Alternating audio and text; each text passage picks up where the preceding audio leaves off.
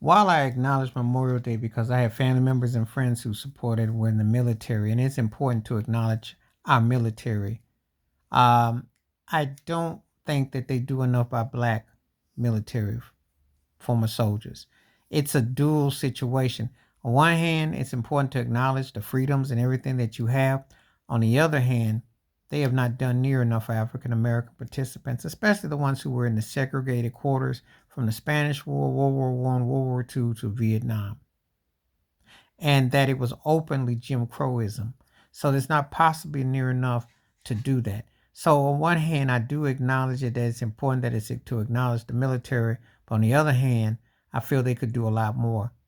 They have not done enough with equal pay, equal stay, equal play, and they did not promise the reparations because that's in part of it to having a better sense of history. You know, when you're going to talk about your anti-woke and you don't want stuff to be taught, you have to talk about black military.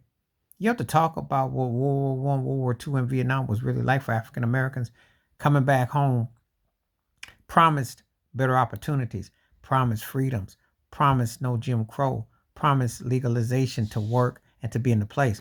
And a lot of that did not happen. A lot of people came back, family members of myself came back who could not live in where they chose to. They were in segregated quarters in this very country. So when you talk about the fight, which has only been 60 years documented with the Civil Rights Bill Act, okay? 59 years ago, you go back towards the voting rights. And 57 years you go to where you could marry who you wanted to racially. The point is that you have to understand when you say about military and what it means when you talk about Memorial Day, and it does tie into all that because it is important that that is tied. So while it's important to acknowledge all those who paid with their lives to support the military, when we're talking from the black aesthetic, they still got a long ways to go before they get properly acknowledged, and that is a painful reality.